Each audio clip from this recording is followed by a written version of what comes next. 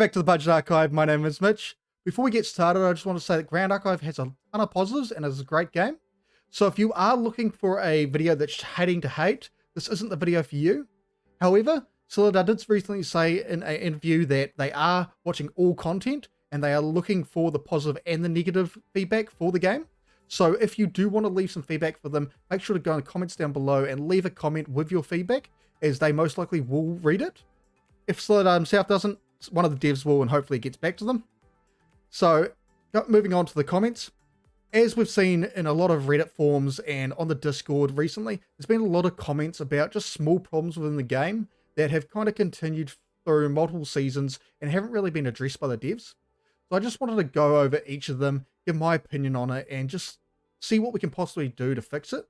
And then that puts it all into one video, gives us a forum to actually send to the devs and go, hey, here's what we think. What do you think? New player resources are one of the most important things for a game to have. Now, when the game first came out, there was a ton of good resources out there. The website was up to date and perfect for a new player starting out. All the guides on there were exactly correct and easy to follow. However, lately there hasn't really been a single update to the new player guides on the website.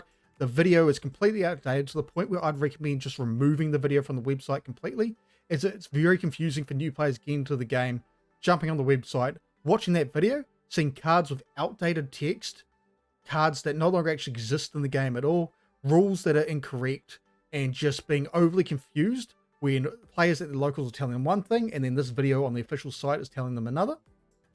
On top of that, YouTube resources like YouTubers making quick play guides and everything were great to start off with. We had 2 or 3 which were absolutely amazing, perfect things for people to get into the game with. Recently, there hasn't really been any good updated ones. There have been some coming out that are decent. They're good enough for a new player to pick up the game, watch it, learn how to play things, and then continue on. However, we haven't really had anything that lives up to the quality of Main Deck Dan's original Learn to Play guide. So I have started creating my own. However, if I'm going to do it, I'm going to do it right, and it is going to take a long time to produce. Currently, I'm about 20 hours of script writing in. I'm about 2 hours of editing into my animations that are going to be in it. So I'm probably looking at being closer to Christmas before that gets released. So hopefully there isn't any too big major changes to the rules in that time, as I'd probably have to rewrite a lot of the video.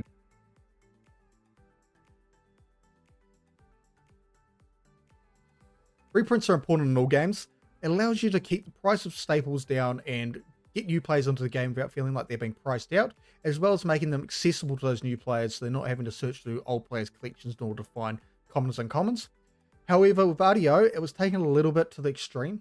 The rares, super rares, and ultra rares felt really good, being sparse enough that it felt good to hit it, while still being abundant enough that you were actually able to get a full set in a decent amount of time.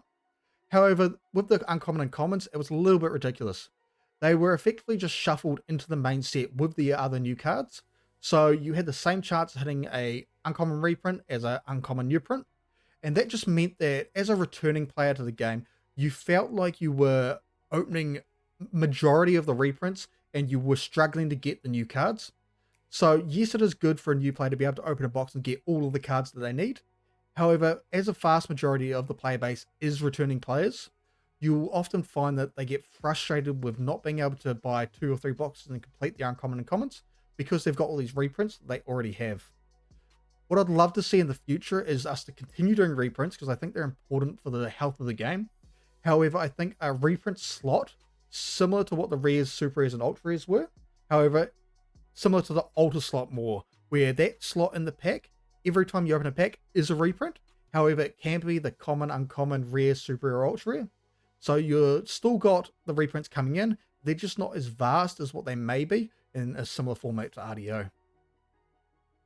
On top of that, I didn't really like the event pack for RDO. I think there was a few good cards in there. Yeah, Fracture Eyes and the likes, Ghost of Pendragon, of course. However, reprinting a card in the main set like Raise the Land, and then putting it into the event pack, just felt really bad. Every time you open one, it was just like, yep, okay, I've already got 20 of these in the pile behind me. Why do I need another one? Yes, a lot of the older players still had a bunch of them.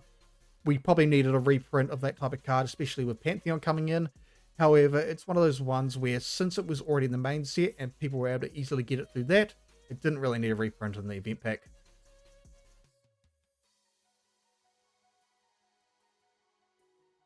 Now it's a hard one, and you'll get a different answer based on who you talk to. There isn't a single solution that fits all, as you still want boxes to be worth something so that stores will stock them, while allowing players to still pull their value out of the boxes without them being overly priced out if you're just trying to buy singles. Ultra Rares are one of those cards where we've quite often had the $3-4 Ultra Rares out of a box mixed with the $100 to $150 Ultra Rare. We can't really have this, and I think the problem is that all of those really expensive Ultra Rares are generally Regalia, and that's just because the half reduced rate of Regalia to normal cards that they bought in FTC meant that it's a lot harder to hit Regalia than it is main deck cards, just because you don't need as many quite often. However, I do think, especially for Ultra Rare Regalia, it is time to boost up that number a bit and maybe make it 3/4 of what the main deck cards are. That way players can easily get those Regalia when they need them and not be priced out because this $100, $150 Regalia is required for this tier 1 deck in order to do well. But I also think that the other Ultras need to be looked at. Maybe stop putting cards that are so reliant on a single deck in the Ultra Rare slot. I think the Ultra Rare slot should be used for more norm generic cards like Cheshire Cat. Yes, it is generally a level 3 card, as you would say, but it is also used with Looking Glass in order to bring out early. It is a good staple Ultra Rare that's used in quite a few decks, and that is why it's worth money. If we look at a lot of the other Ultra Rares that aren't worth much money, Ignis Deuce is a good point for this because it is up to the $20 mark now. However, it was originally like a $5 card because there was tons of them everywhere and they weren't really being played in any decks. However, it is a fire card. You can only use it in fire decks. You can't use it in any other decks. So it's not going to help you in a lot of situations. So it doesn't hold that same value that a norm card that's played in a ton of decks does. I do think they need to look at the Ultra Rare slot and kind of think, should we really be putting this advanced element card in here that's used in one deck and might even not be used in that deck, making it absolutely worthless? Or should we put that into a super rare slot and maybe upgrade one of the norm cards that, although we don't need anything like a liminal guy in the Ultra Rare slot because that would be insane, it would be good to see some of those other rare super rare cards that maybe could be an Ultra Rare in that slot instead.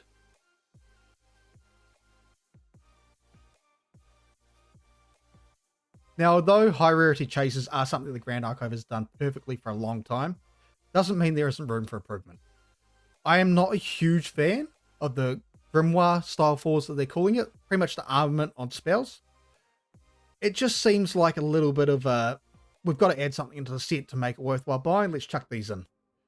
Yes, I do like the way the armaments look, however, on the spells with the same artwork they've previously printed is just kind of meh to me.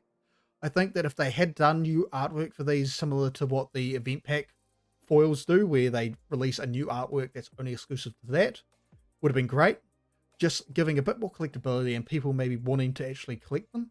Whereas I feel like, especially something like Creative Shock, which is the one we've seen so far, it just feels kind of lackluster because we've already got the full art and the CSR Creative Shocks that look so much better and are going to be so much more flashy, we'll say, to play. I am a lover of full art. I love the full art look. I don't necessarily always need a CSR version of it. So I think that if they could do some type of insert into their boxes, similar to the Curio foil and the armament foils, where it was maybe a reprint of a bunch of staple, could have been perfect for the spells, staple cards that maybe don't have too many other printings of them, where they need the reprints, but they don't want to reprint them into a main set. Do them in a full art treatment, only comes in foil. Maybe it's the same hit rate as a Curio foil, 1 in 6 boxes, so that they're not super, super rare like the CSRs, but they're still rare enough that they hold a bit of value and draws the people to open the set.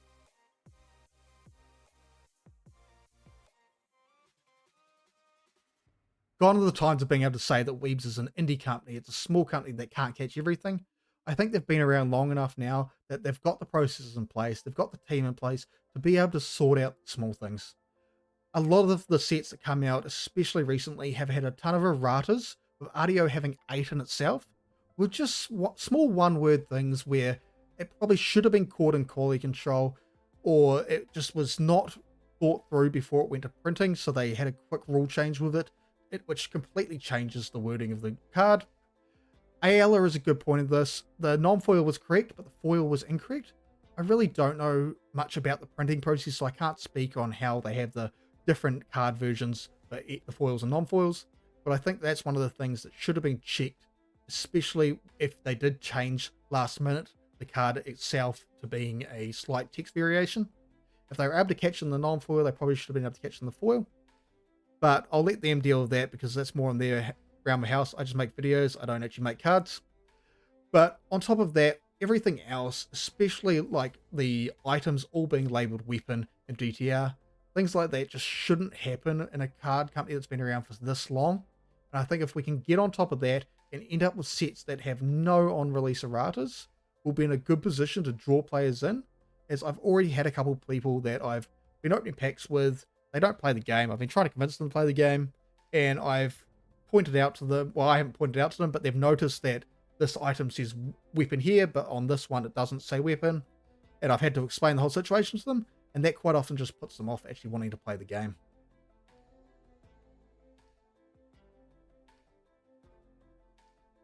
Now this is a bit more of a personal one, and it is something that's going to affect the game.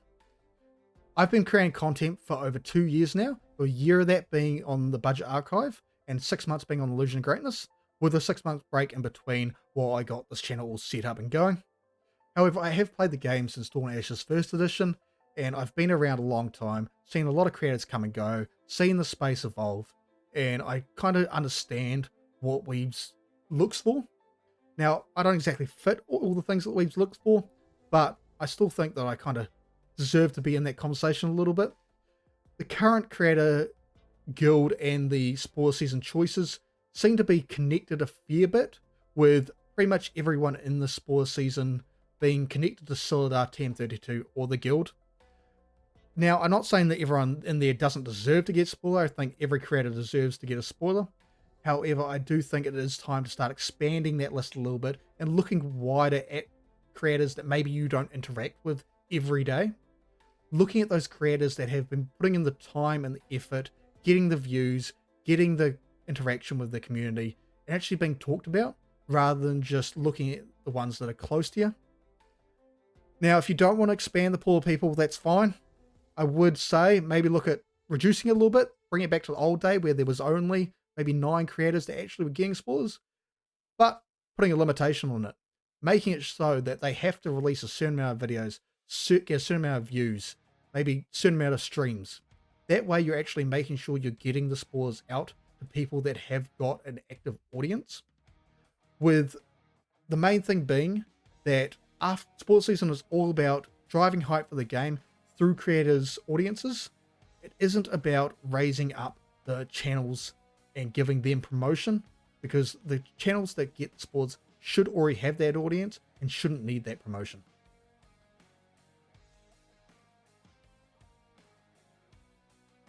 Now, I don't want this to take away from everything that Weebs is doing right. The game is thriving for a reason.